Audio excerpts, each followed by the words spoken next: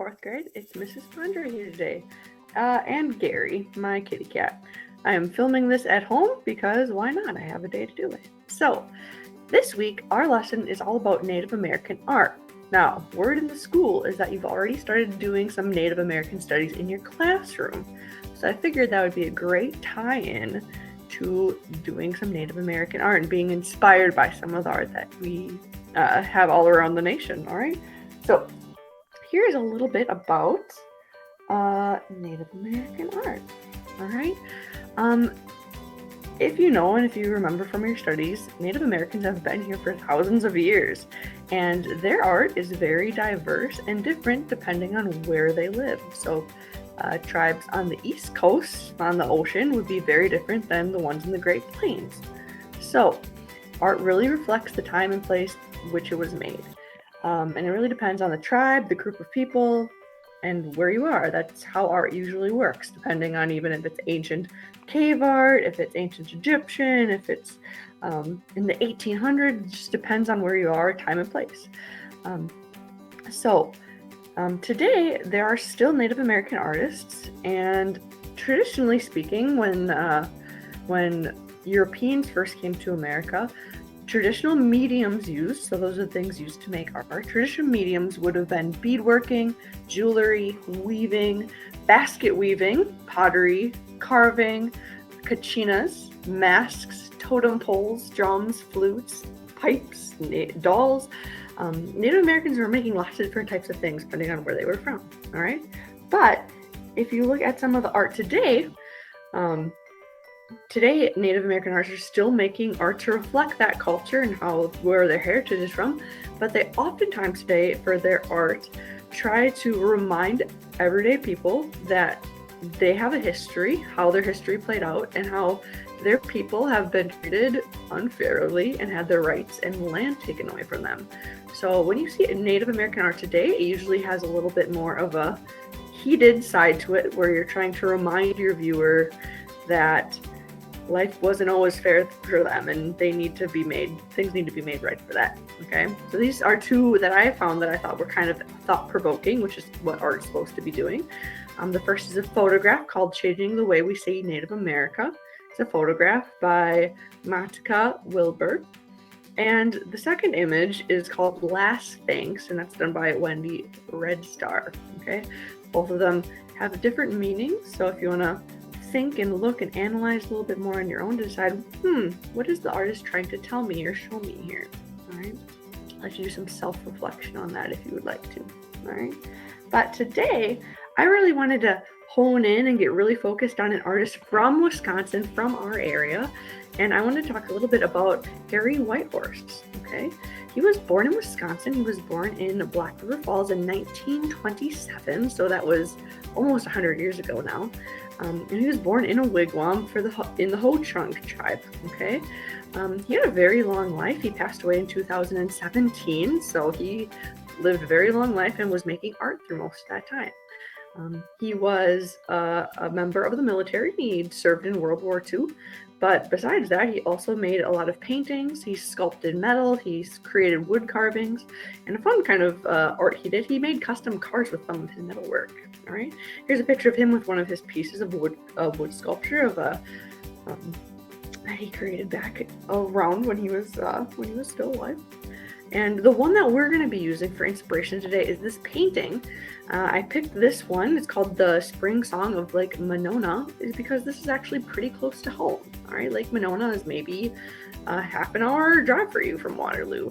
And if you wanted to actually go see this painting, you could. It's in the Monona City Hall. So it's a painting right next door for the most part. All right, so let me quick get out of here.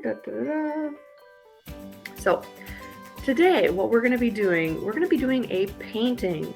If you have paint, this will be great for us. We'll be on the right track. However, if you do not have paint, you can kind of follow these steps along and use markers or color pencil. I would actually recommend color pencil for this because we are going to be mixing some colors, and it's pretty difficult to mix markers at this point. So give me a couple minutes, and I'm going to be getting set up to do some painting with you. All right. All right, fourth graders, I'm all set up and I'm ready to paint. But before I get started, I want to give you a quick disclaimer. I'm at home and I have a cat and a dog. So if you hear a dog whining, he's in his kennel and he wants to come out. And if cat randomly jumps on my computer or on my painting, I might have to quick move to get the cat out of the paint. All right. So let me switch over to my smaller camera that's over here so you can see just what I'm doing. Okay. You're going to need a piece of paper. You're going to need a pencil.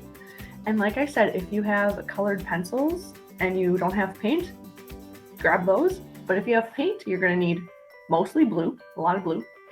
You're going to need some green, a little bit of white, and a little bit of black. All right. So let's switch over here.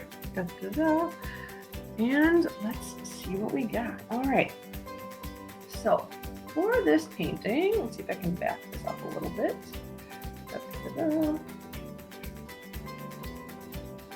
No. There we go. For this painting, it's going to look a little something like this when we're all done. Okay. It has a very blue sky, a dark blue watery area, and kind of a darker green grass. This canoe part we will be adding later, so don't worry about painting a canoe. We're going to draw that and add that in later. All right. So I'm going to find a better spot for my camera because I can't paint with a camera in my lap. All right. So I'm going to move this out of the way for now. If you are painting, it is a very wise decision to actually tape down your piece of paper so it doesn't move at all. All right. So when you're putting tape down, I think using cardboard for a background helps. Otherwise, if you could just tape it to a piece of newspaper and put it on your table so you don't make a mess, that would be great. But you're going to need some masking tape here, and you need a ripping tape. Rip a decent chunk. And when you're trying to rip it off, you pinch and you pull your hands opposite directions. Like that. All right. And when you put it on your paper, you want to try to see half the paper underneath it and half the cardboard. So when I push down, you can see there's paper and then there's cardboard. I kind of have it half and half. So it's on the paper, but it's also keeping it flat on the cardboard. All right. So what we're going to do, we're going to start with a pencil. All right, because we're going to draw two things to give us an area to paint in. The first thing we're going to do is going to paint draw a circle in the sky. That's going to be our moon. You can kind of put it on the left or the right or wherever you want the moon. I would say probably not in the middle though, because that is a little, it's so easy to see that you want to make people look around your painting. I'm just going to draw a circle. If you're like, ooh, that's a good circle. I don't know if I can draw a good circle. Find something to trace. You could take a cup. You could take anything really that's circle and trace it. A tape might be a little too big today. So if you find a little circle, that'd be easy enough to trace. You can trace that. And the other thing I want to do is we're going to add a horizon line in here. That's where your sky and your ground meet at that line. So it's just one long horizontal line. Okay. There. Now we have some guideline as to where we're going to be painting. All right. So sky, water, ground, moon. All right. So from here, you're going to only need one paintbrush, and you're going to use this one paintbrush, the whole thing. You're not going to clean it or do anything between because we're mixing colors. All right. So we're going to start with blue. As you remember, if you say here, most of this is blue. So you're going to need blue the most. All right. So I just brought a little cup home from my stash at school here. Take that cover off so don't make a mess. And we're going to start with the sky first, and it's only going to be blue. Okay. So I'm going to get a big glob here, and I'm going to paint all across my sky. Okay. We're staying above that line. And we're going to do a careful job not to get our moon filled in, because we want to just leave that as our white paper this time around. Okay. Because if we wanted to paint white on top of it, white on top of blue just will look like a light blue and not very white. So paint carefully around the moon, and then everything else you can go pretty fast. And I'm actually going to fast forward here so I don't have to waste your time. If you want to pause the video here while you're watching, please do. All right, now sky is done. We're only doing the blue sky. Keep it simple. You can see while I was painting, I tried to keep my brush long and all the way across the page. It helps make the sky look really nice and big. Now, the bottom half. Sounds a little goofy. We're gonna do all blue, but we're also gonna get our black out for this because when we start doing our blue, we'll mix a tiny bit of black in. If you do too much black, it's gonna actually get too dark. So what I'm gonna do with my already blue paintbrush, I'm gonna kind of spread some of my leftovers down here, grab a little smidgen of black, and I'm gonna spread it everywhere. And you can see it's very, very black. But from here, I'm not gonna add any more. I'm just gonna grab some more blue and mix it in. So your goal here is to make a very, very dark value of blue. And a value is the lightness or the darkness of a color. So our blue is still blue, it's just darker. All right, we're gonna paint all the way to the bottom of our paper. Even though we'll have some grass there eventually, but that will help make our grass darker too. All right, this is pretty quick. We just mix this in, maybe a little bit more blue, because we want it to look more blue than black, right? And try to get a nice even dark blue. Right? Dark blue, normal blue. It's a value of blue. All right, make sure you get all those little white spots that got away on us. All right, so from here, we can put the black away for now. We don't need it. Goodbye, black. And hello, green. All right, now you still got a dirty paintbrush. That's okay. Don't wash it because we want it to be a darker green. Okay. Move that back in here, darker green. So with my dirty paintbrush, I'm going to open up my cup and I am going to just go get a big glob of green on top of there, and I'm going to paint it just right at the bottom, maybe just an inch at the bottom here. And again, I'm going all the way across to make it look like a dark value of green. Okay, I'm just taking my time here. That's all you really need. It's going to probably dry a little lighter or a little darker depending on your paint, but we'll take it. Looking good. All right, yeah, that's my fault. All right, from here, you're probably asking, well, Mrs. Fondre, why do we have white? We haven't used it at all yet. Well, today's the day to use the white. So, from here, using white with a very dirty paintbrush is kind of dangerous because it's gonna make your white not stay white for long. So, from here, if you wanna clean your brush, please do so. I'm gonna go wash mine right now.